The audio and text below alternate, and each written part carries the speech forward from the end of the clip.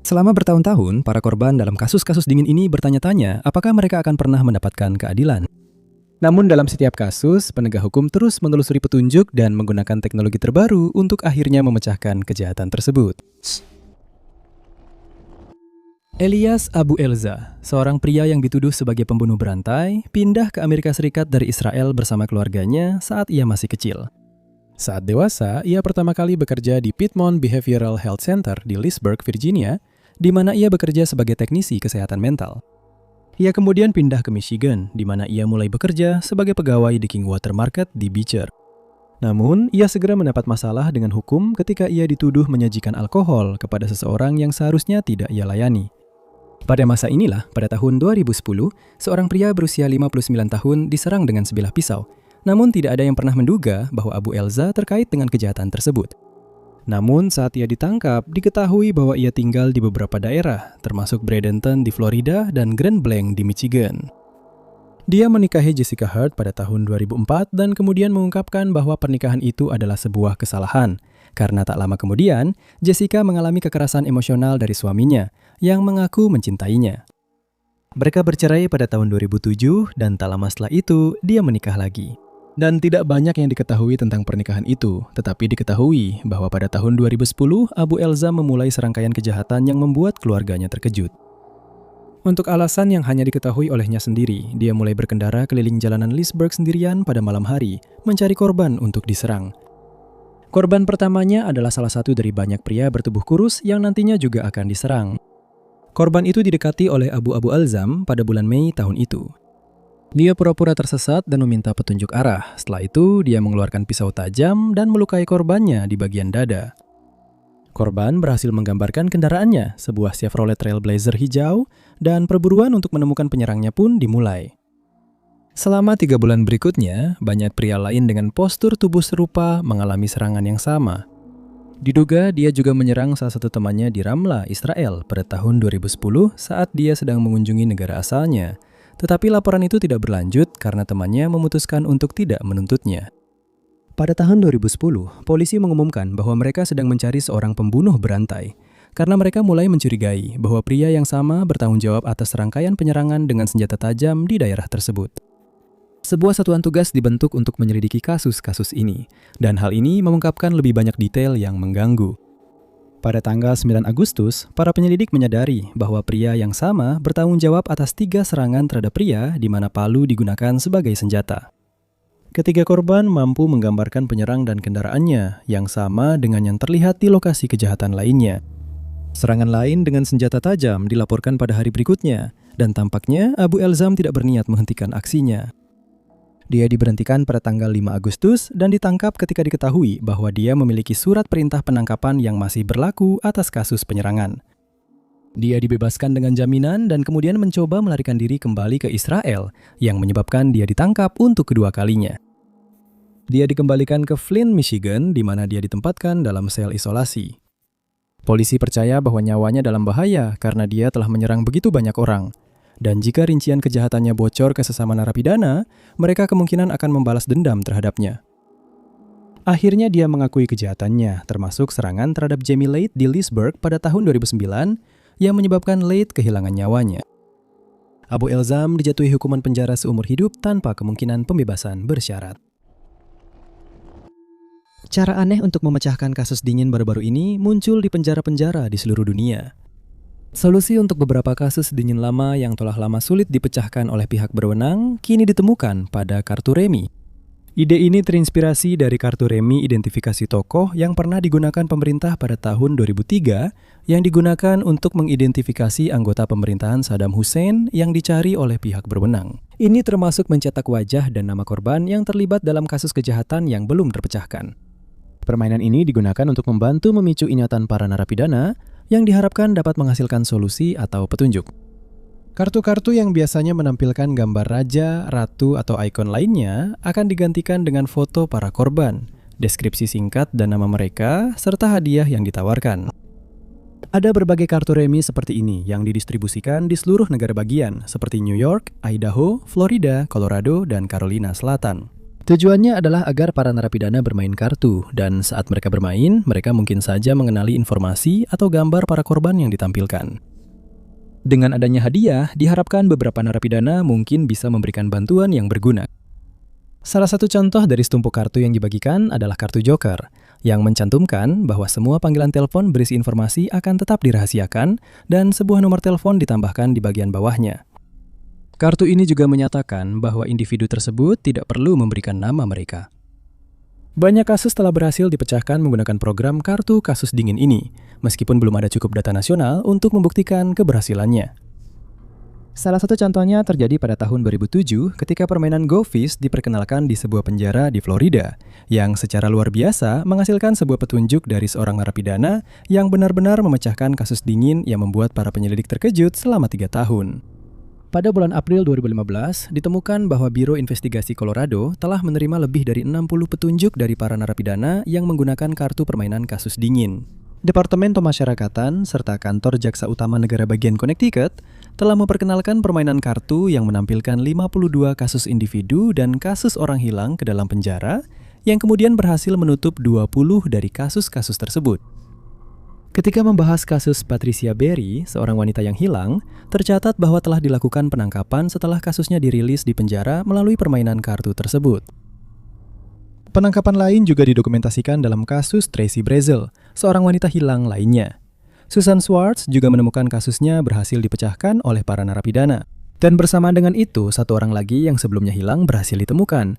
Dan banyak penangkapan lainnya telah dilakukan sejak kartu-kartu tersebut diperkenalkan. Danny Dougherty, Superintenden Detektif, menyatakan bahwa para narapidana di penjara biasanya saling membicarakan kejahatan mereka satu sama lain. Dengan adanya permainan kartu dan hadiah ini, mereka mungkin mengingat detail tertentu yang pernah diceritakan oleh narapidana lain dan memberi informasi kepada pihak berwenang. Darty juga menyatakan bahwa mereka berharap kartu-kartu tersebut akan memunculkan petunjuk baru serta menyebarkan informasi penting. Metode ini sangat sukses di seluruh Amerika Serikat dan berhasil memecahkan banyak kasus kejahatan yang sudah lama tidak terpecahkan, bahkan membantu menemukan orang hilang yang akhirnya ditemukan dalam keadaan hidup. Metode seperti ini tentu bukan sesuatu yang biasanya diharapkan terjadi di dalam penjara. Juga ditambahkan bahwa keluarga para korban yang kisahnya ditampilkan di kartu-kartu tersebut juga turut terlibat dalam proses pembuatannya. Dan hal ini memberi keluarga-keluarga tersebut kelegaan dan memberikan keadilan yang layak mereka dapatkan, baik bagi mereka maupun para korban. Ketika Ray Joe Clark yang berusia 49 tahun kehilangan nyawanya pada Februari 1981, kasus ini menjadi sangat penting bagi kantor Sheriff Washington County. Itu karena Joe adalah salah satu dari mereka sendiri, seorang letnan yang telah bekerja di kepolisian selama 14 tahun. Pada tahun 2016, pria yang bertanggung jawab atas kasus dingin ini akhirnya dihukum. Joe adalah seorang polisi yang taat aturan dan disukai hampir semua orang di kantor sheriff. Pada saat kejahatan terjadi, dia memimpin upaya melawan geng-geng yang menjual zat ilegal di wilayah Marietta, Ohio. Pada tanggal 7 Februari 1981, dia memberikan wawancara kepada media lokal tentang upaya membersihkan wilayah tersebut, lalu menghabiskan hari bersantai bersama istrinya, Patricia. Malam itu, pasangan tersebut sedang menonton pertandingan bola basket ketika Joe beranjak untuk mengambil camilan. Ketika dia pergi ke dapur, sebuah peluru ditembakkan melalui jendela belakang dan mengenai Joe. Dia meninggal dunia karena luka tersebut. Polisi segera memulai pencarian terhadap pelaku kejahatan yang bertanggung jawab. Diduga pekerjaan Joe memberantas kejahatan terkait narkoba telah menjadikannya target. Selain itu, seorang pengedar tingkat rendah juga dihabisi malam itu. Polisi mewawancarai anggota masyarakat yang terlibat dalam kejahatan semacam itu. Mereka berhasil menemukan orang yang bertanggung jawab atas pembunuhan pengedar itu, tapi tidak ada yang tahu apapun tentang Joe.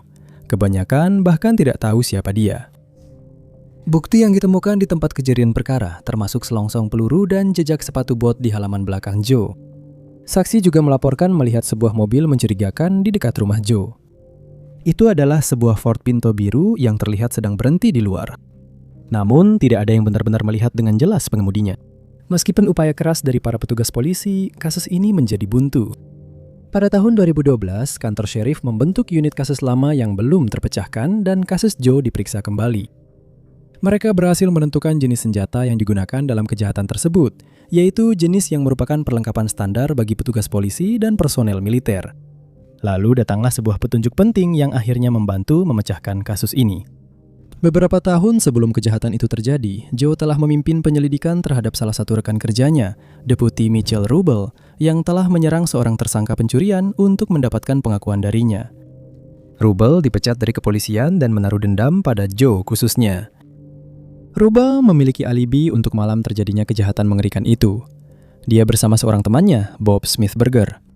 Smithburger awalnya mengonfirmasi alibi tersebut, tetapi setelah diberikan kekebalan hukum, dia mengaku telah mengantar Rubel ke rumah Joe dan menunggu di luar sementara Rubel menghabisi nyawa Joe. Senjata yang digunakan dalam serangan itu juga telah ditemukan. Rubel masih belum mengaku, tetapi setelah 2 kali persidangan, dia dinyatakan bersalah dan menghabiskan sisa hidupnya di balik jeruji besi. Orang akan berpikir hampir tidak terbayangkan bahwa polisi bisa saja salah menaruh pengakuan tertulis yang ditandatangani oleh seorang penjahat. Tapi itulah yang benar-benar terjadi dalam kasus David Jones yang berusia 64 tahun, seorang penjahat yang kini sudah meninggal dunia. Pada tahun 1983, seorang pria bernama Delbert Lou Lussader tinggal di Duval County, yang sebagian wilayahnya saat itu merupakan daerah kering. Artinya, tidak ada seorang pun yang diizinkan membeli atau menjual alkohol di sana. Hal ini memaksa banyak orang untuk pergi ke kabupaten lain demi mendapatkan alkohol, dan Delbert pun tidak terkecuali. Keluarganya memberitahu polisi bahwa dia meninggalkan rumahnya pada tanggal 28 Mei tahun itu, dan bahwa dia berencana pergi ke Nassau County, tepatnya ke toko minuman keras Playbill. Dia diharapkan kembali dengan membawa alkohol pada hari yang sama, tetapi dia tidak pernah kembali. Pencarian untuk Delbert dan Ford Ranger tahun 1970-an miliknya telah dilakukan, tetapi tidak ada tanda-tanda dirinya ditemukan hingga 5 bulan kemudian. Keluarganya diberitahu bahwa dia telah ditemukan meninggal pada tanggal 18 Oktober dan tubuhnya telah dibungkus dengan spray sebelum ditinggalkan di dekat Crawford Road di Callahan, Florida. Diduga penyerangnya berhasil menjual kendaraannya di suatu tempat di Carolina Selatan, namun hal ini masih menjadi spekulasi dan kendaraan tersebut tidak pernah ditemukan. Motif kejahatan tersebut tidak langsung terlihat dan tak lama kemudian kasus ini menemui jalan buntu karena tidak ada bukti lebih lanjut yang bisa ditemukan. Ketika kasus ini dibuka kembali, para penyelidik terkejut dengan apa yang mereka temukan. Catatan detektif asli hilang dari berkas kasus, dan catatan yang ditemukan sudah rusak hingga hampir tidak bisa digunakan. Detektif baru yang menangani kasus ini memutuskan untuk melakukan apa yang bisa dia lakukan dan mulai membaca catatan dokter forensik tentang kasus tersebut, artikel surat kabar lama, dan dia meminta data dari berkas yang disimpan di Duval County serta Georgia. Butuh waktu, tetapi akhirnya dia berhasil membuat berkas baru untuk kasus tersebut dengan menggunakan sedikit informasi yang berhasil dikumpulkan dan sisa dokumen yang masih bisa dibaca dan digunakan. Proses ini memakan waktu hampir 2 tahun, tetapi akhirnya para penyelidik dapat meneliti kasus dingin tersebut dengan baik. Dan saat itulah mereka membuat penemuan mengejutkan yang masih membuat banyak orang bingung hingga sekarang. Saat mengunjungi kantor dokter forensik, seorang detektif meminta untuk melihat berkas kasus Delbert. Dan dia menemukan wawancara lama dengan seorang tersangka yang telah diidentifikasi, seorang pria bernama David Wyatt Jones. Dalam catatan tersebut, Jones mengakui bahwa dia bersama Delbert pada hari kejadian dan bahwa dia telah menghabisi nyawa Delbert dengan sabuk. Dia kemudian membuang jasad Delbert di dekat Jalan Crawford, tempat penemuan tragis itu kemudian terjadi. Saat dia mengaku, Jones sudah berada di penjara karena kejahatan lain. Pada tahun 1986, dia mengakhiri hidup seorang pria bernama Jasper Highsmith. Dan pada tahun 1995, dia menyerang dan mengakhiri hidup Laurie McRae di Jacksonville. Polisi telah meminta siapapun yang anggota keluarganya hilang antara tahun 1975 dan 1995 di wilayah Nassau County untuk melapor. Karena diduga Jones mungkin memiliki banyak korban lain yang belum teridentifikasi. Pada tanggal 28 April 1997 di Afrika Selatan, seorang gadis lahir dari pasangan Celeste dan Maureen Nurse. Celeste menjalani operasi sesar dan sedang dalam masa pemulihan. Ia ingat bahwa seorang wanita yang berpakaian seperti perawat merawat bayi yang baru lahir saat Celeste tertidur. Begitu Celeste terbangun, ia menyadari bahwa baik bayi yang baru lahir maupun perawat tersebut telah menghilang. Bayi itu diberi nama Zepani dan polisi segera diberitahu. Diduga wanita yang membawa bayi itu telah memalsukan kehamilannya agar bisa melarikan diri bersama bayi tersebut. Hal ini kemudian dikonfirmasi dengan ditemukannya sebuah bantal di terowongan akses yang terletak di bawah rumah sakit. Kemudian diketahui bahwa perawat ini telah beberapa kali mengunjungi rumah sakit, namun tidak terdeteksi dan bahkan sempat berbicara dengan para ibu hamil. Selama bertahun-tahun berikutnya, keluarga tersebut berusaha sebaik mungkin untuk menjaga kasus ini tetap menjadi perhatian publik jika ada petunjuk baru yang muncul. Mereka bahkan merayakan ulang tahun Zefani serta menghadiri wawancara dengan berbagai stasiun berita. Keluarga bayi Zefani percaya bahwa dia masih hidup. Pada tahun 2009, beberapa orang telah dihukum karena pemerasan setelah mereka mencoba menyuap perawat dengan uang sebagai imbalan atas informasi tentang di mana Zefani bisa berada. Celeste dan Maureen memiliki 3 anak lagi di tahun-tahun berikutnya. Ini termasuk seorang putri bernama Cassidy dan 2 putra, Joshua dan Michael. Sayangnya, pasangan itu bercerai kemudian karena tekanan dari kasus tersebut, dan Cassidy merasa seolah-olah dia harus menjaga keluarganya tetap utuh ketika dia baru berusia 15 tahun. Dengan kehadiran Cassidy, kasus ini akhirnya bisa diselesaikan dengan cara yang cukup tak terduga. Pada Januari 2015, Cassidy mulai bersekolah di SMA. Saat di sekolah, teman-teman Cassidy mulai berkomentar tentang betapa miripnya dia dengan seorang siswa lain. Yang mengejutkan, Zefani yang saat itu berusia 17 tahun bersekolah di sekolah yang sama, meskipun dia menggunakan nama yang berbeda. Dan teman-teman telah berkomentar tentang betapa miripnya kedua orang itu. Kedua gadis itu memutuskan untuk saling menghubungi dan menjadi teman. Dalam sebuah wawancara, Zefani menyatakan bahwa ketika dia melihat Cassidy, dia langsung merasakan sebuah koneksi aneh dan mengatakan bahwa hal itu kemungkinan besar karena kemiripan yang mereka miliki ketika dia berusia 14 tahun. Ketika kabar itu sampai ke ayah Cassidy, dia meminta Cassidy untuk membawa gadis itu agar dia bisa menemuinya. Ketika keduanya bertemu, Maureen memberitahu polisi.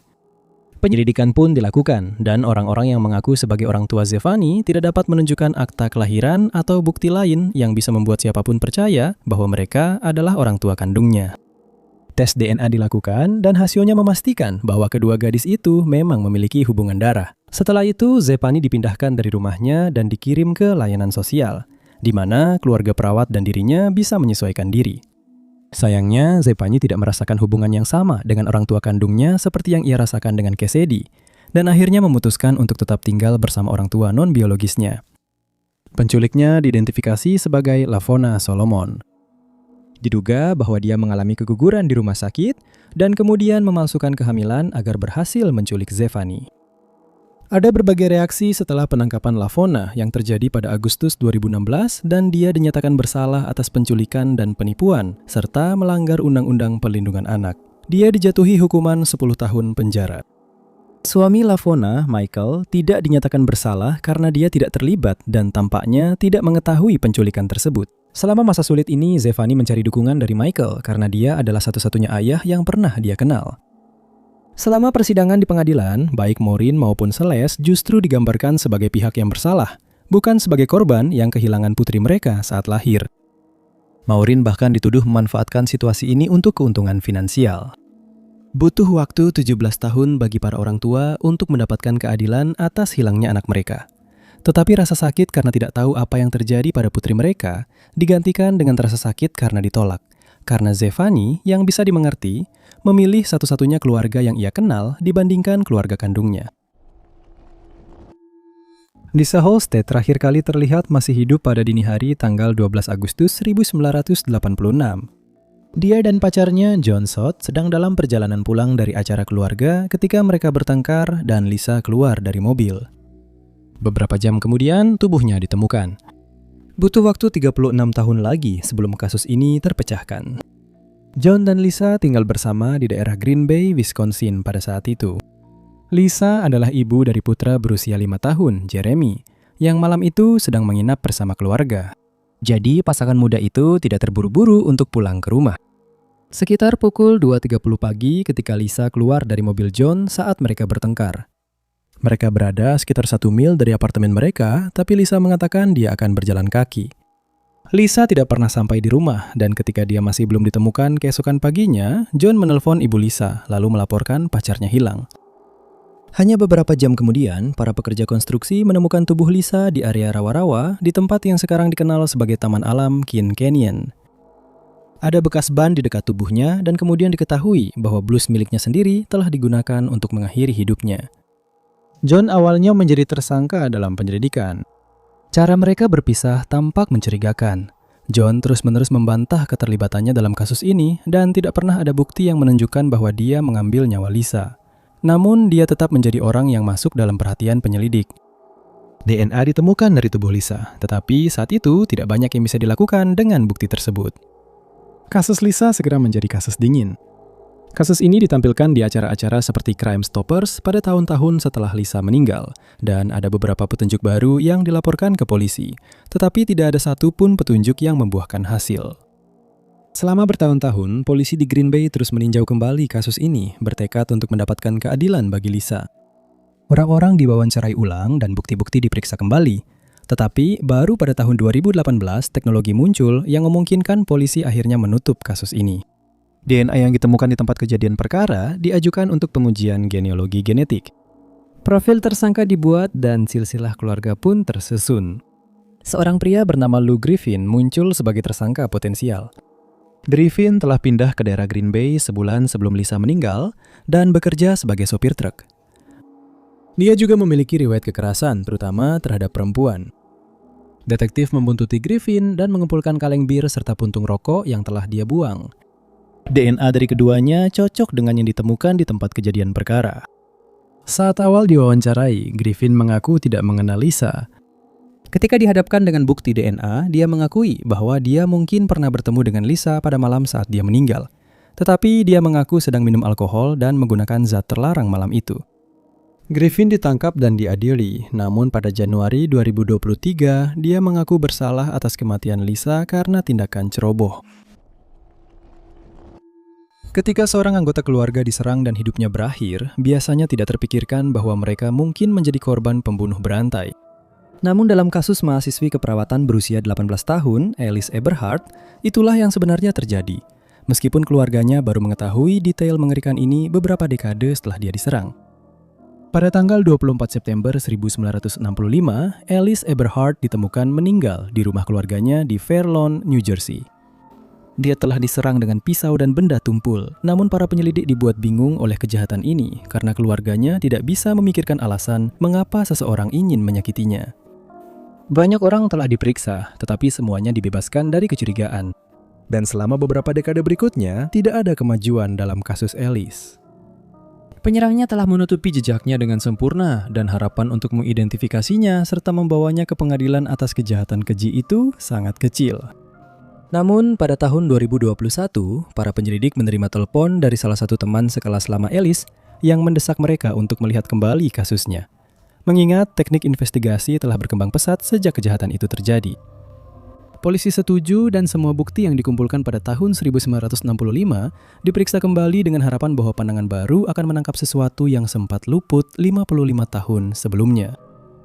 Pada saat inilah seorang pria bernama Richard Cottingham yang sedang menjalani hukuman seumur hidup setelah dinyatakan bersalah sebagai pembunuh berantai berjuluk Torso Killer mulai membicarakan kejahatannya di penjara. Dia mengaku telah mengakhiri hidup dua wanita, Lorraine Mary Kelly dan Mary Ann Pryor saat masih aktif sebagai pembunuh berantai. Dan ketika berita tentang pengakuannya tersebar, para penyelidik menyadari bahwa Cottingham tinggal di daerah yang sama dengan Alice ketika hidupnya berakhir. Mereka pergi ke Trenton State Prison tempat dia ditahan dan meminta untuk berbicara dengannya. Selama sekitar 5 jam, mereka menginterogasinya tentang kejahatan-kejahatannya dan menyebutkan bahwa mereka sedang meninjau kembali kasus Alice. Namun, baru pada kunjungan kedua mereka, dia akhirnya membuka topik tersebut dan pada tanggal 22 Desember 2025, dia akhirnya mengakui bahwa dialah yang mengakhiri hidup Alice setelah kesehatannya mulai menurun. Dia berhasil menulis sebuah pengakuan tertulis di mana dia merinci kejadian pada hari itu, termasuk bagaimana dia berhasil masuk ke rumah keluarga tersebut, benda-benda yang dia gunakan untuk mengakhiri hidup Alice, dan rincian lain yang hanya diketahui oleh pihak berwenang. Saat ini, Cottingham menghabiskan sebagian besar waktunya di ruang perawatan Southwood State Penitentiary karena kesehatannya yang memburuk. Hal itu membuatnya harus duduk di kursi roda. Dan pihak berwenang masih terus bekerja keras dengan harapan dapat mengidentifikasi korban-korbannya yang lain. Pada bulan Maret 2021, Sarah Everard yang berusia 33 tahun dilaporkan hilang saat ia berjalan pulang di London Selatan. Itu adalah hari Rabu tanggal 3 Maret ketika Everard meninggalkan rumah temannya di Clapham sekitar pukul 9 malam. Beberapa menit lewat pukul 9, dia sempat berbicara dengan pacarnya melalui panggilan telepon selama 14 menit. Dia kemudian terlihat sendirian di CCTV di Bowood Road dan South Circular Junction. Pada pukul 06.28, dia terlihat berjalan di Cavendish Road dan kemudian terekam oleh dashcam mobil polisi. Kemudian kamera di sebuah bus merekam 2 orang yang berdiri di samping kendaraan berwarna putih. 3 hari kemudian, pada tanggal 6 Maret, gambar CCTV Everard dirilis ke publik. Pihak berwenang menyatakan bahwa dia telah berjalan melewati Clapham Common dan perjalanan itu seharusnya memakan waktu sekitar 50 menit.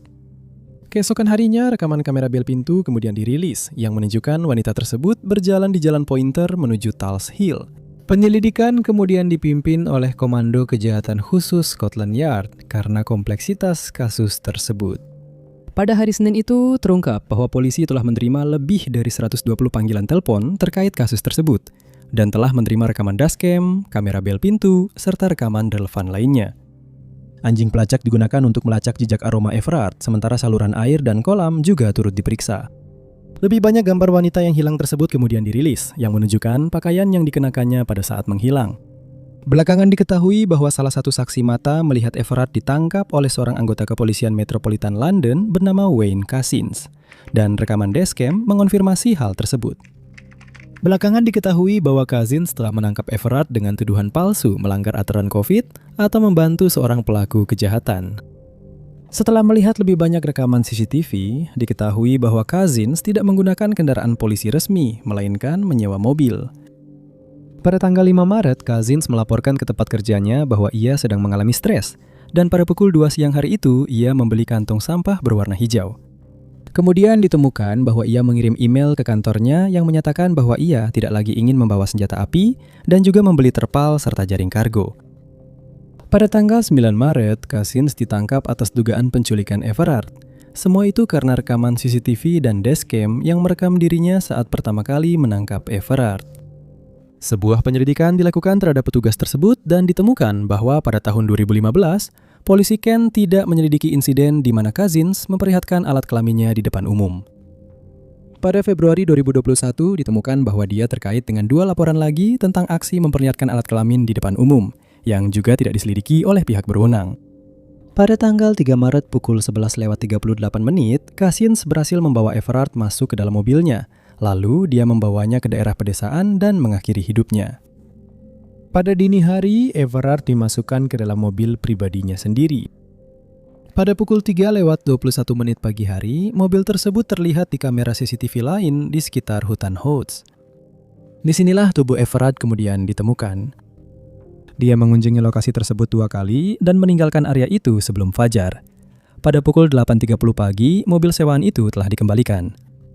Everard baru dilaporkan hilang pada 4 Maret oleh pacarnya Josh Love. Pada 8 Maret, Cousins seharusnya kembali bekerja, tetapi dia melapor sakit. Dan keesokan harinya, semua data dihapus dari ponselnya.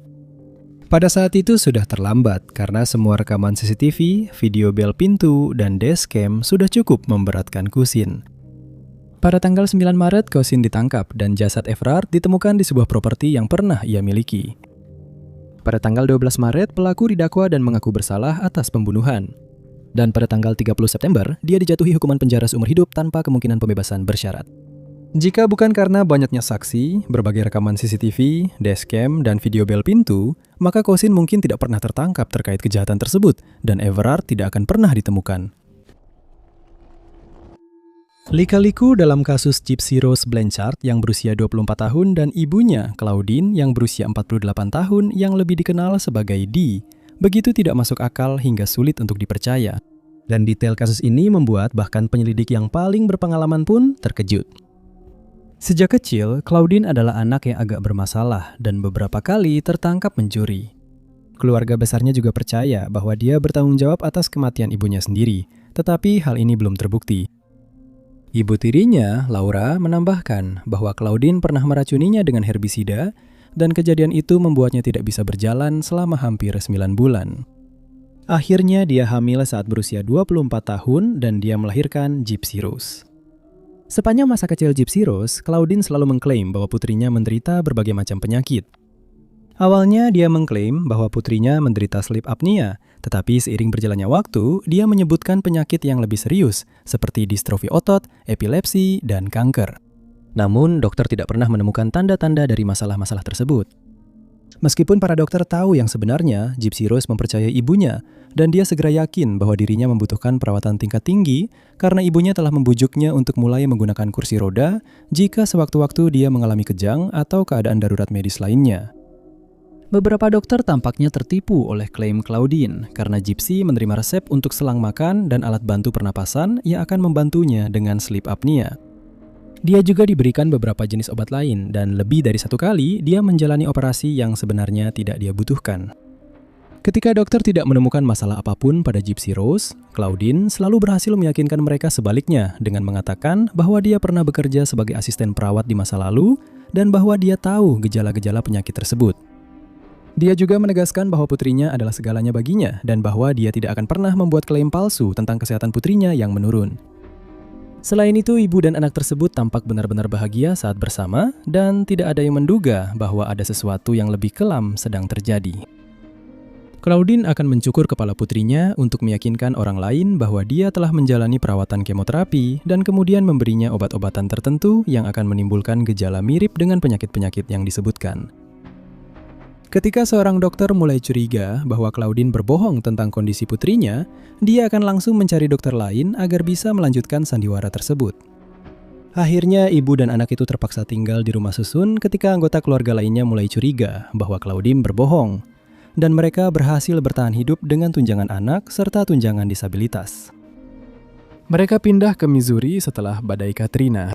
Namun di sana, ahli saraf Bernardo Flasterstein menyadari bahwa tidak ada alasan mengapa Gypsy Rose tidak bisa berjalan, karena hasil tes yang ia minta menunjukkan bahwa dia dalam keadaan sehat sempurna. Pada tahun 2010, saat Gypsy Rose berusia 19 tahun, dia juga mulai curiga pada ibunya, dan dia mulai merencanakan pelariannya. Namun, ahli saraf Bernardo Flasterstein memborgolnya ke tempat tidur. Akhirnya dia bertemu dengan seorang pria bernama Nicholas melalui situs kencan. Dan pada tanggal 14 Juni 2015, dia memenuhi permintaan Gypsy Rose untuk mengakhiri hidup Claudine. Dan dia melakukannya dengan sebilah pisau. Lalu pasangan itu melarikan diri. Gypsy Rose kemudian mengaku atas kejahatan tersebut di Facebook. Dan pasangan itu dilacak hingga ke rumah Nicholas di mana mereka ditangkap. Gypsy Rose dijatuhi hukuman 10 tahun penjara. Sementara Nicholas diperintahkan untuk menghabiskan sisa hidupnya di balik jeruji besi. Pada pukul 1.35 siang tanggal 3 Maret 2003, Letnan Jeff Green mencoba melakukan apa yang ia kira sebagai penghentian kendaraan rutin di Watauga, Texas. Penjahat itu sebenarnya adalah perampok bank yang sedang mencoba melarikan diri setelah berhasil melakukan aksinya, dan penghentian itu hampir saja merenggut nyawa petugas polisi tersebut. Sekitar 15 menit sebelum Letnan Jeff Green bertemu dengan penjahat itu, pria tersebut sedang merampok Bank One yang berada di dekat situ. Tersangka masuk ke dalam bank dengan mengenakan topi koboi dari jerami dan kumis palsu. Dia memberitahu kasir bahwa dia bersenjata dan menuntut uang. Kasir menyerahkan sejumlah uang yang tidak diketahui dan penjahat itu pergi tanpa menggunakan senjata yang dibawanya. Dia melarikan diri dari tempat kejadian dengan menggunakan Jeep Wrangler merah. Pada pukul 1.35 siang, Letnan Green melihat Jeep itu melaju kencang dan berbelok dengan berbahaya di depannya. Dia mengejar mobil itu dengan motornya dan mencoba membuat pria itu menepi. Sebaliknya, Jeep itu keluar dari jalan untuk berbalik arah dan melaju ke arah petugas polisi itu. Penjahat itu melepaskan tembakan ke Letnan Green mengenai pergelangan kakinya. Petugas polisi itu membalas tembakan, tetapi tampaknya hanya mengenai Jeep tersebut. Letnan Green pulih sepenuhnya, tetapi penjahat itu berhasil melarikan diri. Pihak kepolisian berusaha mengidentifikasi tersangka dan segera menemukan bahwa dia juga bertanggung jawab atas sejumlah perampokan bank lainnya. Dia biasanya mengenakan rambut wajah palsu dan kadang-kadang alat pendengar di telinga, meskipun itu tampaknya tidak tampak terkait dengan orang lain manapun. Di beberapa lokasi kejahatan, pelaku meninggalkan bukti DNA, tetapi tidak menghasilkan kecocokan. Beberapa imbauan untuk memberikan informasi telah dilakukan, dan sebuah cuplikan dari rekaman CCTV salah satu perampokan dirilis. Sejumlah informasi dikirimkan ke polisi, tetapi tidak ada yang berhasil memecahkan kasus yang kini sudah menjadi kasus dingin. Akhirnya, pada tahun 2021, polisi beralih ke genealogi genetik untuk mencoba memecahkan kejahatan tersebut. Dengan menggunakan alat tersebut, mereka berhasil mengidentifikasi Mark Allen Long sebagai tersangka. Long tinggal di Oklahoma pada saat itu, dan petugas pergi ke negara bagian tersebut untuk mencoba memastikan bahwa dia cocok dengan DNA yang ditemukan. Setelah mengamati Long makan di sebuah restoran, petugas mengambil barang-barang yang ia buang dan melakukan tes. Long dipastikan cocok. Letnan Green juga mengidentifikasi Long dalam barisan tersangka. Sebelum Long bisa ditangkap, ia meninggal pada bulan April 2022, tetapi kasus dingin ini akhirnya terpecahkan. Biasanya, ketika seseorang memutuskan untuk mengaku atas kejahatan yang mereka lakukan, mereka langsung menghubungi polisi agar prosesnya bisa ditangani secepat dan seefisien mungkin. Namun, hal ini tidak terjadi pada James Earl Thomas yang berusia 49 tahun. Anehnya, bahkan setelah mengaku atas kejahatannya di sebuah platform media sosial, dia menolak untuk ditahan, dan akhirnya terlibat dalam konfrontasi yang tegang dan tidak biasa dengan polisi yang bisa saja berakhir sangat buruk. Thomas dan pacarnya Vanessa Taylor yang berusia 49 tahun telah tinggal bersama di Greenfield Park, Chicago selama 3 tahun pada saat dia membuat pengakuan pada tahun 2015. Mereka telah menetap di sebuah rumah di blok 4300 West Flournoy Street, tetapi pada bulan Juni tahun itu, segalanya berubah menjadi tragis. Pada tanggal 28 Juni, Vanessa dan putranya yang berusia 28 tahun menghubungi polisi untuk melaporkan bahwa Thomas bertingkah aneh dan mereka takut nyawa mereka terancam.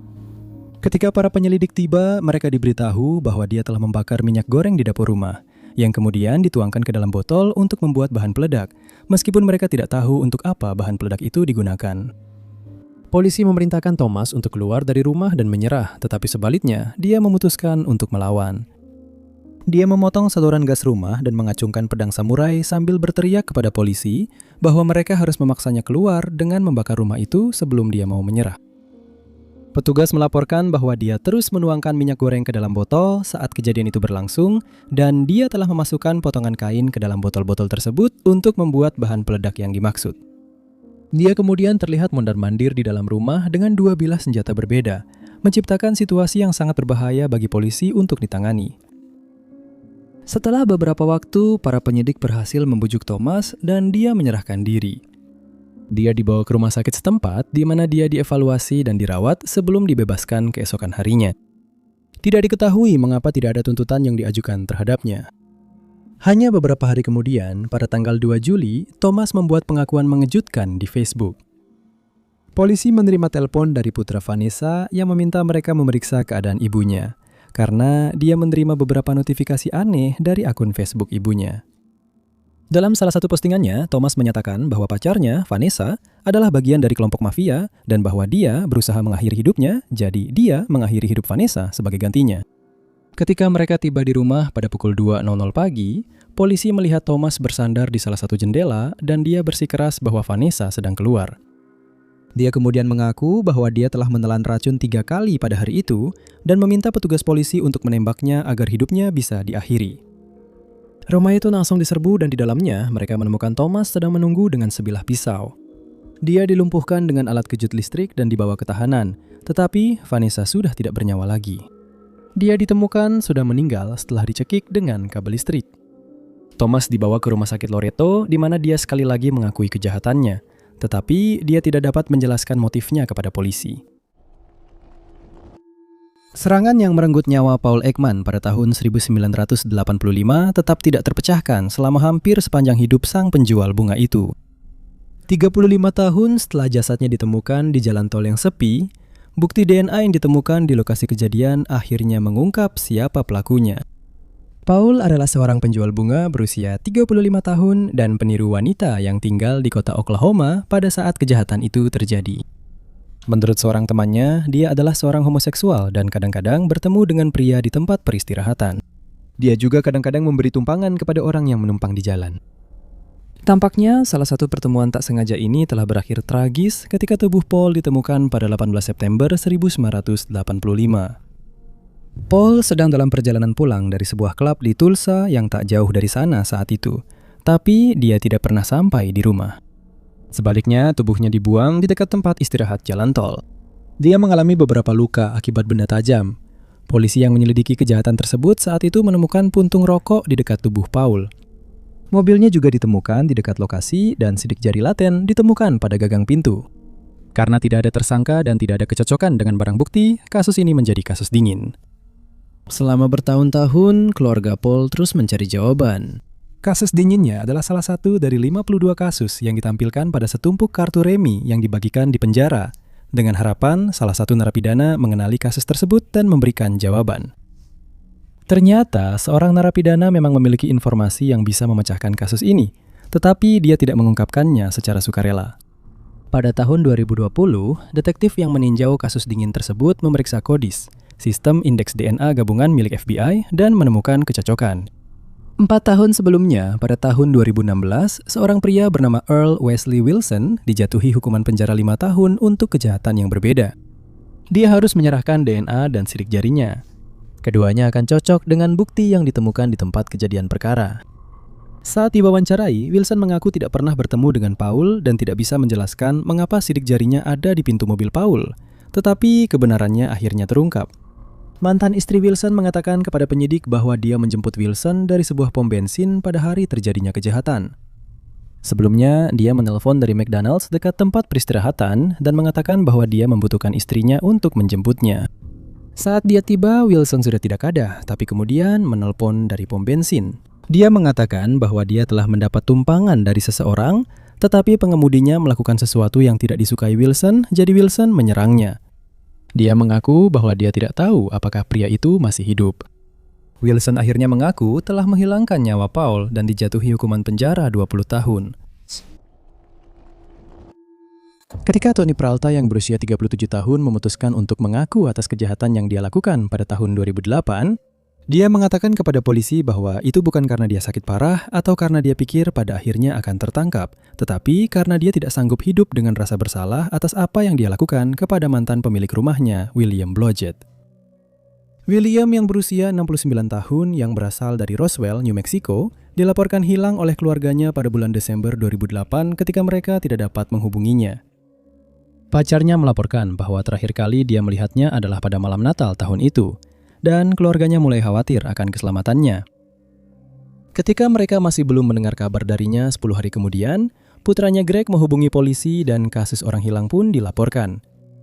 Pencarian dimulai pada tanggal 9 Januari 2009, namun tanpa informasi mengenai rencana Williams dan kemana dia mungkin menghilang, kasus ini akhirnya menemui jalan buntu. Beberapa orang diwawancarai, termasuk Tony yang merupakan penyewa Williams.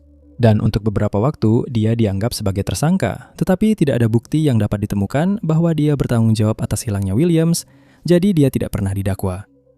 Tidak ada tersangka lain yang pernah diidentifikasi, dan sepertinya kasus Williams tidak akan pernah terpecahkan. Namun, mengejutkan pihak kepolisian, Tony memutuskan untuk melakukan hal yang benar dengan mengakui bahwa memang dialah yang bertanggung jawab. Pada tanggal 1 Mei 2023, dia menelpon 911 dan memberitahu operator bahwa dia perlu berbicara dengan polisi secepat mungkin. Dia memberitahu mereka lokasi keberadaannya, dan ketika polisi tiba, dia sedang duduk di trotoar di luar sebuah toko swalayan, berkeringat dan merokok untuk menenangkan sarafnya. Dia tahu bahwa begitu dia memberitahu penyidik apa yang telah dia lakukan, dia akan masuk penjara untuk waktu yang sangat lama. Tetapi hatinya tidak sanggup menyimpan rahasia yang telah menghantuinya selama 15 tahun. Saat diinterogasi, dia mengakui telah mengakhiri hidup William dengan obeng dan setuju untuk membawa petugas ke lokasi tempat dia menyembunyikan jasadnya. Dia bahkan sampai berterima kasih kepada mereka karena telah menangkapnya. Dan akhirnya, dia bisa menghadapi konsekuensi dari perbuatannya. 6 tahun setelah perampokan toko perhiasan, polisi berhasil memecahkan kasus dingin itu dengan menggunakan bukti dari 2 kasus pencurian sebelumnya. Perampokan itu terjadi di Thomas Jeweler Shepperton pada tanggal 27 Februari 2010. Di tengah malam, seseorang telah membobol toko di Victoria, Australia melalui atap. Sebuah tali digunakan untuk menurunkan pencuri ke dalam toko dan juga digunakan untuk melarikan diri setelahnya. Pemilik toko tiba pagi itu dan menemukan perhiasan senilai lebih dari $192.000 hilang. Tidak ada bukti rekaman CCTV dan polisi pun tidak punya petunjuk. Kasus ini sempat mandek untuk beberapa waktu. Pada tahun 2014, terobosan besar pertama dalam kasus ini terjadi. Untuk alasan yang tidak diungkapkan, polisi menghubungkan kejahatan ini dengan 2 perampokan lain yang terjadi 5 tahun sebelumnya. Pada bulan Maret 2005, seorang pencuri membobol sebuah lokasi kerja di Shepperton. Sekitar $600 uang dan alat-alat dicuri. Selama perampokan, pencuri itu membongkar mesin penjual otomatis dan mengambil sendiri sekaleng Coca-Cola. Setelah meminum minuman itu, dia meninggalkan kalengnya dan melarikan diri dengan membawa uang. Bulan berikutnya terjadi pencurian lagi, kali ini di sebuah toko perkakas. Kali ini pencurinya tergores pagar, meninggalkan bukti DNA. DNA dari kedua kasus tersebut memastikan bahwa keduanya saling berhubungan. Pada tahun 2014, polisi menghubungkan perampokan toko perhiasan tersebut. Namun hubungan tersebut tidak langsung memecahkan kasusnya. DNA tersebut tidak cocok dengan apapun di database. Polisi hanya bisa berharap penjahat itu akan beraksi lagi dan tertangkap basah. Pada tahun 2016, polisi mengetahui bahwa hal itu sudah terjadi. Sekitar waktu yang sama ketika ketiga kasus tersebut dihubungkan, Alex William Laycock yang berusia 30 tahun dijatuhi hukuman penjara karena perampokan bank bersenjata. Sebagai bagian dari hukumannya, dia menyerahkan sampel DNA. Butuh waktu untuk sampel tersebut diserahkan, tetapi pada tahun 2016, polisi telah menghubungkannya dengan 3 kasus yang belum terpecahkan itu. Pada saat itu, Laycock sudah dibebaskan dari penjara dan telah mengubah hidupnya. Dia melakukan perampokan itu untuk membiayai kecanduan obat-obatan terlarangnya dan berhasil lepas dari kecanduan itu. Dia mengakui perampokan-perampokan tersebut dan dijatuhi hukuman penjara yang sebagian masa berlakunya ditangguhkan. Sekitar pukul 8.00 pagi pada tanggal 2 Juni 2012, Scott Venner menghubungi polisi untuk melaporkan bahwa dia menemukan istrinya, Debbie, telah meninggal di rumah mereka yang terletak di blok 2800 South Wagner Road di Lodi Township, Michigan. Ketika para penyelidik tiba di lokasi, mereka menemukan Debbie di tempat tidurnya, dan mereka yakin bahwa penyebab kematiannya sudah jelas. Di sampingnya, mereka menemukan sebotol bir yang terbuka dan beberapa wadah obat resep, beberapa di antaranya dalam keadaan terbuka. Diputuskan bahwa dia meninggal setelah secara tidak sengaja mengonsumsi terlalu banyak obatnya. Kemungkinan besar karena dia juga mengonsumsi terlalu banyak alkohol. Kasus-kasus seperti ini bukanlah hal yang jarang terjadi, karena banyak orang ditemukan meninggal dalam keadaan serupa setiap tahunnya. Ketika seseorang yang bergantung pada obat resep minum alkohol terlalu banyak, mereka bisa dengan mudah lupa apakah mereka sudah minum obat atau belum, dan akhirnya mengonsumsi terlalu banyak yang bisa berakibat fatal. Tidak ada dugaan tindak kejahatan dalam kasus Debbie, dan Scott berusaha melanjutkan hidupnya sebaik mungkin. Namun, belakangan terungkap bahwa dia tidak mampu melakukannya karena dia mulai minum alkohol dan menggunakan zat terlarang. Tak lama kemudian, hidupnya mulai berantakan, bukan karena kehilangan yang dia alami, tetapi karena rasa bersalahnya sendiri. Sudah 11 tahun setelah Debbie meninggal, Scott akhirnya memutuskan untuk menghubungi polisi demi meluruskan semuanya. Yang membuat mereka terkejut, dia mengunjungi kantor polisi Green Oak Township pada Juli 2023, dan di sana dia membuat pengakuan yang mengejutkan. Scott mengklaim bahwa pada tahun 2012, Debbie menderita berbagai penyakit mental dan fisik yang sangat mempengaruhinya, dan Scott merasa dia harus melakukan sesuatu untuk mengatasinya. Dia dan Debbie sudah membicarakan kenyataan bahwa hidup Debbie penuh penderitaan dan kemungkinan besar dia akan segera meninggal. Tetapi Scott memutuskan untuk mengambil tindakan sendiri. Pada pagi itu, dia merencanakan sebuah cara untuk mengakhiri penderitaan istrinya. Dia mengaku bahwa dia telah melakukan beberapa riset dan memutuskan akan menggunakan gas helium untuk mengakhiri hidup istrinya. Pada malam itu, dia sudah siap menjalankan rencananya, karena dia telah mendapatkan semua perlengkapan yang dibutuhkan. Dia masuk ke kamar tidur mereka saat Debbie sedang tidur dan sekitar pukul 2.30 pagi. Dia mengikatkan kantong plastik di kepala Debbie. Dia kemudian menggunakan selang karet kecil untuk memasukkan helium ke dalam kantong itu, dengan mengetahui bahwa hal itu akan mengeluarkan oksigen dari paru-paru Debbie tanpa menyebabkan rasa sakit. Scott menambahkan bahwa dia telah didiagnosis menderita penyakit terminal, dan dia perlu mengaku sebelum meninggal dunia. Dia didakwa karena gagal melaporkan kematian, dan dijatuhi hukuman 1 hari penjara serta denda $1.500. Pada akhir September 2016, Barbara Briley yang berusia 71 tahun dan cicit perempuannya yang berusia 5 tahun, Lamira, sedang melakukan perjalanan darat dari New Jersey ke North Carolina untuk mengunjungi anggota keluarga mereka selama liburan Natal. Jalanan tertutup es dan Barbara harus menempuh sebagian besar perjalanan dalam gelap. Dalam perjalanan, rekaman CCTV menangkap momen ketika mereka memasuki sebuah pom bensin yang terjadi pada hari Sabtu pukul 17.40. Rekaman itu juga menangkap mereka pergi tepat sebelum pukul 18.00.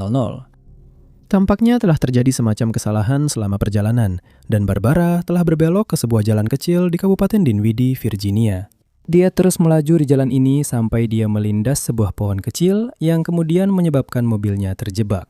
Diputuskan bahwa mereka akan menunggu dengan sabar sampai ada mobil lain yang lewat dan meminta bantuan karena terlalu dingin bagi mereka berdua untuk mencari bantuan.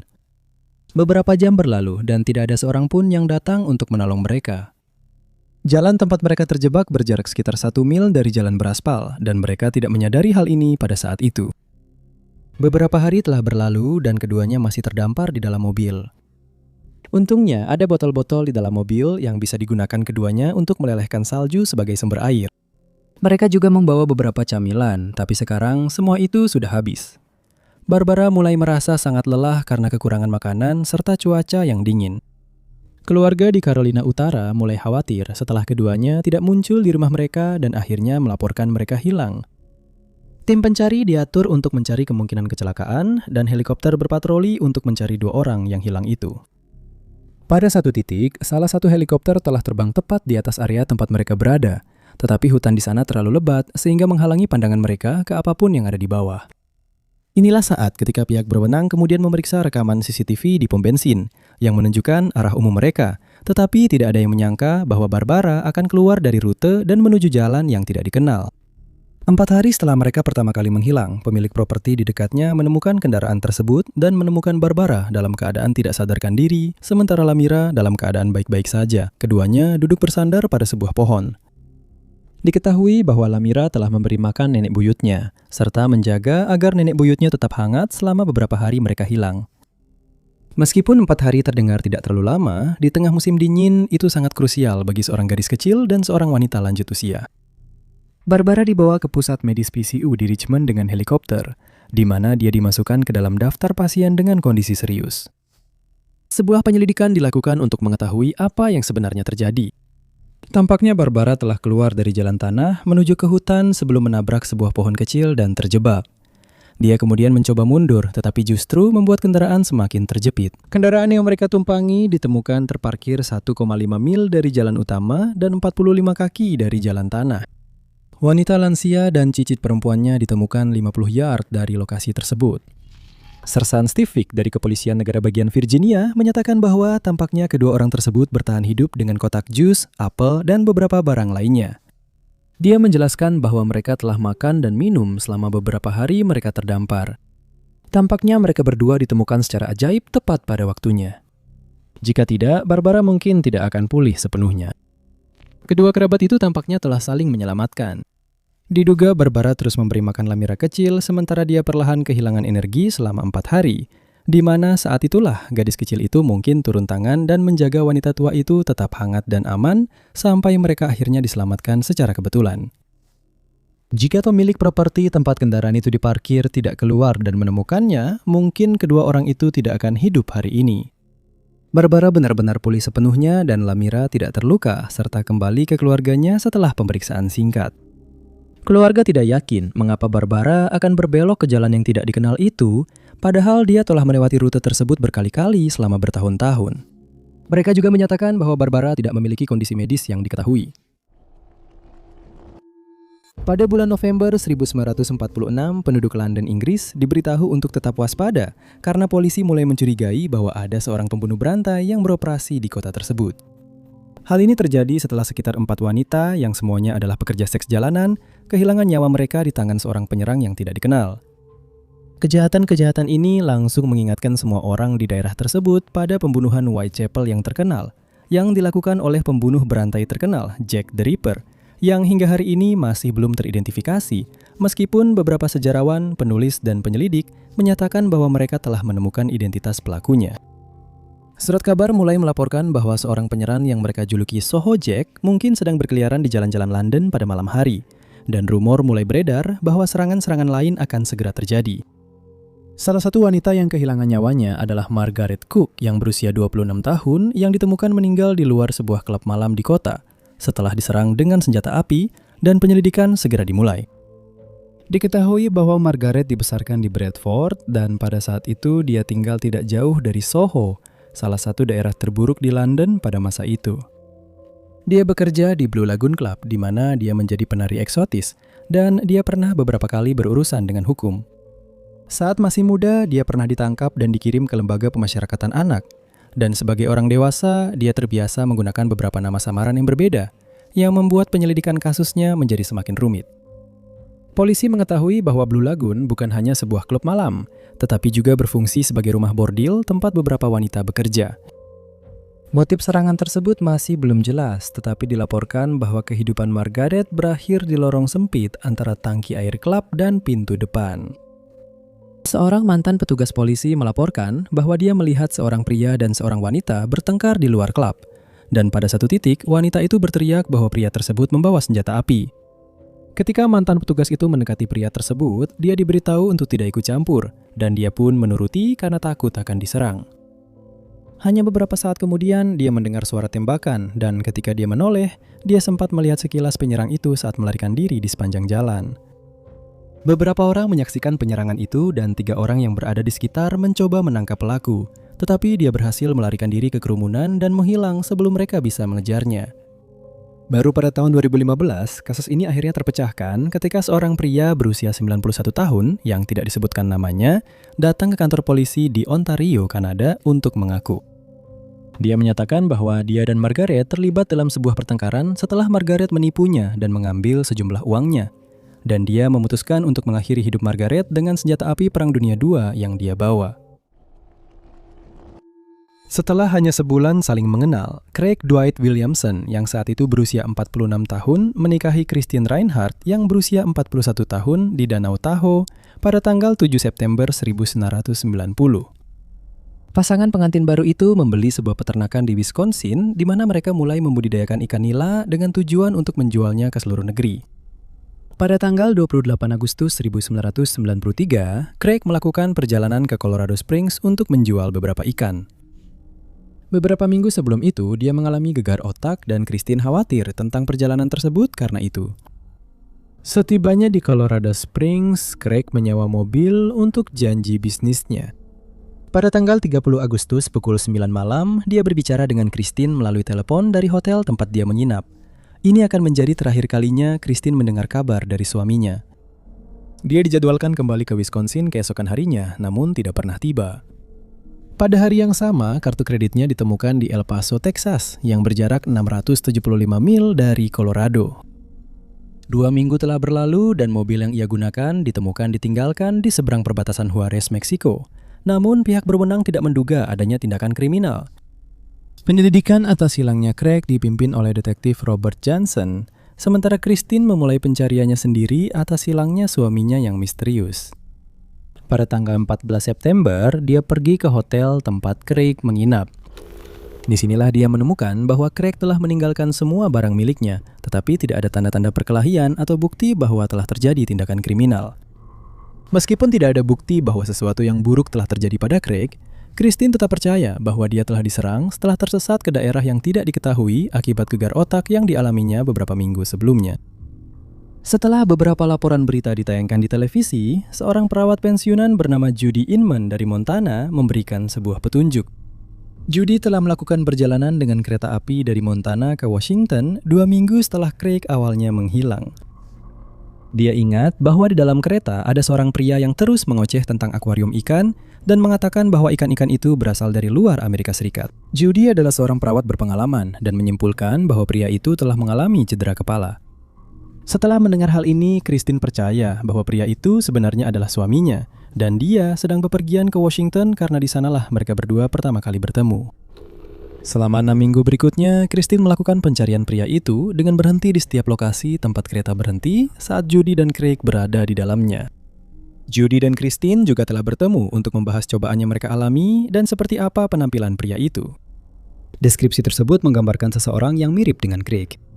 Putranya juga telah memasang beberapa poster orang hilang, namun tidak membuahkan hasil. Selama waktu ini, Christine percaya bahwa suaminya yang telah lama hilang masih hidup. Kisah ini menjadi populer ketika ditayangkan di Unsolved Mysteries pada tanggal 25 Mei 1994. Namun, hal ini tidak menghasilkan petunjuk apapun sampai acara tersebut disiarkan untuk kedua kalinya, yang sebenarnya membuat kasus ini akhirnya terpecahkan. Pada bulan Juli 1995, ketika episode itu ditayangkan ulang, Craig beruntung melihatnya dan mengenali dirinya sendiri. Dia tinggal di Key West, Florida, di mana dia bekerja sebagai penyelam. Dia menjelaskan bahwa ketika dia berada di Colorado Springs, dia telah dirampok dan kemudian mengalami amnesia, yang semakin parah karena cedera kepala yang pernah dia alami beberapa minggu sebelum perjalanan itu. Craig tidak banyak mengingat tentang penyerangan itu dan terbangun kemudian di rumah sakit mengira namanya Ron. Craig menyatakan bahwa setelah itu dia berkeliaran di Key West sampai akhirnya mendapatkan pekerjaan sebagai penyelam. Dia kemudian menghubungi Christine serta mantan istrinya. Manajernya, Bob Mee, menyatakan bahwa dia akan menceritakan kembali kisah tentang bagaimana dia diserang kepada siapa saja yang mau mendengarkan. Namun sayangnya, Craig Williamson yang telah lama hilang itu tidak mengingat istrinya atau keluarganya, tetapi ia dipertemukan kembali dengan Christine dalam beberapa hari saja. Pasangan itu kemudian pergi ke Colorado Springs untuk mencoba memulihkan ingatan Craig, namun usaha itu terbukti sia-sia. Karena Craig tidak mampu mengingat kehidupan yang pernah dijalaninya bersama Christine, mereka berdua memutuskan untuk bercerai dan menjalani hidup masing-masing, namun tetap berteman. Craig pergi ke California untuk tinggal bersama beberapa temannya, sementara Christine memulai hidup baru di Wyoming. Para penyelidik yang terlibat dalam kasus ini tidak sepenuhnya yakin dengan klaim Craig dan percaya bahwa dia merekayasa tindakan ini untuk memulai hidup yang benar-benar baru. Namun demikian, Craig Williamson berhasil memecahkan kasus hilangnya dirinya sendiri berkat bantuan dari kisahnya yang disiarkan di televisi. Tidak ada yang menyangka dia akan menemukan dirinya sendiri dan kembali ke keluarganya, terutama setelah beberapa tahun dia dinyatakan hilang. Butuh waktu 44 tahun bagi kasus yang melibatkan Susan Marcia Rose yang berusia 24 tahun untuk akhirnya terpecahkan. Bukan karena kerja keras polisi, tetapi berkat pengakuan dari penyerangnya yang akhirnya memutuskan untuk jujur. Pada tahun 1979, Susan Rose tinggal di Boston, dan tepat sebelum Halloween tahun itu, dia memutuskan untuk pergi ke arena seluncur di kota untuk menghabiskan waktu bersama teman-temannya. Dan di sana, para saksi menyatakan bahwa dia bertemu dengan seorang pria yang belum pernah mereka lihat sebelumnya, dan keduanya mulai berbicara. Mereka memutuskan untuk pergi ke suatu tempat di mana mereka bisa berdua saja. Dan setelah berjalan sebentar dari arena seluncur, mereka masuk ke sebuah gedung apartemen yang sedang direnovasi. Beberapa saksi melihat mereka masuk ke gedung itu, tetapi mereka tidak tahu apa yang terjadi beberapa detik kemudian. Begitu mereka masuk, pria itu mengambil palu yang ditinggalkan oleh salah satu pekerja konstruksi dan menggunakannya untuk menyerang Susan hingga mengakhiri hidupnya. Dia tahu gedung itu akan kosong pada malam hari, jadi dia tidak terlalu khawatir tertangkap basah saat melakukan aksinya. Saat bangun keesokan paginya, dia mulai panik mengetahui bahwa polisi akan mencari penyerang Susan. Jadi dia memutuskan untuk mengemasi barang-barangnya dan melarikan diri ke New York. Sementara itu, penyelidikan atas penyerangan tersebut telah dimulai dan seorang tersangka telah diidentifikasi. Seorang pria yang namanya belum diumumkan telah ditangkap dan didakwa membunuh Susan. Namun setelah menghabiskan 2 tahun di penjara untuk kejahatan yang tidak ia lakukan, ia divonis tidak bersalah pada tahun 1981, sementara pelaku sebenarnya tetap bebas. Hasil otopsi memastikan bahwa Susan telah diserang dengan benda tumpul yang berat karena ia mengalami kerusakan otak dan beberapa patah tulang yang merenggut nyawanya. Sampel DNA dikumpulkan dari tempat kejadian perkara, tetapi teknologi DNA saat itu masih dalam tahap awal dan sampel tersebut tidak banyak berguna bagi polisi. Saat menyelidiki kehidupan Susan, ditemukan bahwa ia telah pindah dari Boston ke Johnstown di Pennsylvania dan ia menetap di sebuah apartemen yang dekat dengan arena seluncur es tempat ia bertemu penyerangnya. Dengan tidak adanya tersangka lain yang diidentifikasi dan tidak ada lagi petunjuk yang bisa diikuti, polisi tidak bisa melakukan apa-apa lagi untuk memecahkan kasus ini. Dan setelah tersangka awal dibebaskan dari semua tuduhan, kasus ini pun menemui jalan buntu. Selama 44 tahun berikutnya, tidak ada seorang pun yang memberikan informasi tambahan apapun. Dan penyerang Susan tampaknya berhasil lolos dari hukuman atas kejahatan ini. Namun, itu berubah pada bulan September 2023 ketika seorang pria berusia 68 tahun bernama John Ermer memutuskan untuk mengaku. Dia berjalan masuk ke kantor lapangan FBI di Oregon dan menyatakan bahwa dia perlu berterus terang soal kejahatan yang telah lama dilakukannya. Dia membuat pengakuan penuh dan menggambarkan kejahatan itu seperti yang terjadi pada malam itu. Setelah itu, dia ditahan.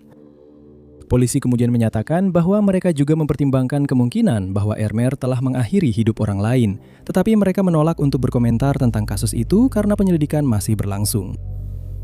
Ermer dipindahkan kembali ke Oregon untuk diadili, tetapi jaksa memperhatikan bahwa dia memiliki riwayat berurusan dengan hukum karena dia pernah dipenjara selama 30 tahun untuk kasus pembunuhan terpisah. Ermer belum dijatuhi hukuman karena persidangannya masih berlangsung, tetapi sudah pasti dia akan dipenjara selama bertahun-tahun ke depan. Dikatakan bahwa seseorang sebaiknya tidak berbisnis dengan anggota keluarga atau teman baik, karena ada kemungkinan besar hubungan tersebut akan mengalami tekanan dan akhirnya hancur. Hal ini mungkin benar, tetapi kasus yang melibatkan dua saudara kembar identik, Carl Smith dan Kevin Dagger, adalah contoh pengkhianatan dari anggota keluarga yang bagi kebanyakan dari kita dianggap tak terpikirkan. Ketika mereka masih kecil, si kembar hampir tidak bisa dibedakan, bahkan oleh orang tua mereka, dan mereka sangat senang mengerjai teman-teman mereka dengan saling bertukar pakaian sesekali. Mereka sangat dekat dan selalu berbagi segalanya, termasuk roti isi yang dibawakan ibu mereka untuk bekal makan siang di sekolah setiap hari. Bahkan di tahun-tahun berikutnya, ketika salah satu dari mereka ditunjukkan sebuah foto, dia tidak bisa memastikan apakah itu dirinya atau saudaranya di dalam foto tersebut. Namun hidup mereka akan berubah selamanya pada bulan Maret 2023 ketika seorang pria mengeluarkan senjata api di dekat Jalan Sheridan dan Jalan Argyle di daerah Uptown Chicago dan menembaki sekelompok 3 orang.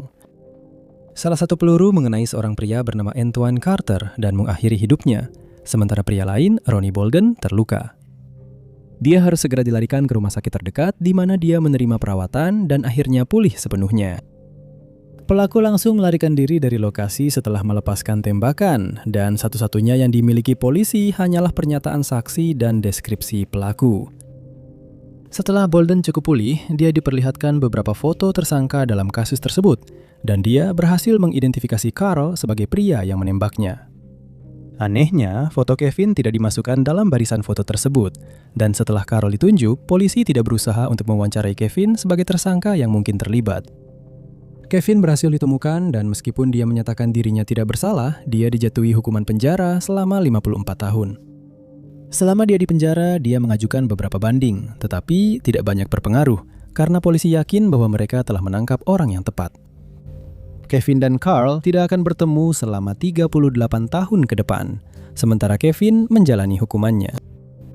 Pada tahun 2013, Carl memutuskan bahwa dia harus melakukan hal yang benar, dan dia menghubungi polisi untuk mengaku telah mengakhiri hidup Carter. Namun, dia tidak dianggap serius dan tidak ada tindakan yang dilakukan untuk mengonfirmasi pengakuannya. Baru pada tahun 2016, dia akhirnya didengar ketika Carl bersaksi dan mengaku di depan juri. Dia juga sedang dipenjara saat itu karena dia terlibat dalam perampokan rumah di mana seseorang kehilangan nyawanya, dan dia dijatuhi hukuman 99 tahun penjara. Namun meskipun telah membuat pengakuan penuh, jaksa penuntut tetap curiga terhadap motif Carl. Mereka menyatakan bahwa dia akan menghabiskan sisa hidupnya di penjara, jadi tidak ada lagi yang bisa dia pertaruhkan. Mereka khawatir bahwa dia hanya mengaku untuk membantu saudaranya keluar dari penjara, dan bahwa Kevin sebenarnya bersalah.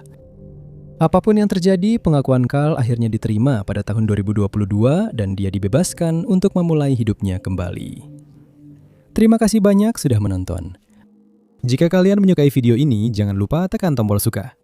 Juga jangan lupa untuk berlangganan dan klik lonceng notifikasi agar tetap update dengan semua unggahan kami di masa depan. Nama saya Top 5 Anons dan sampai jumpa di video berikutnya.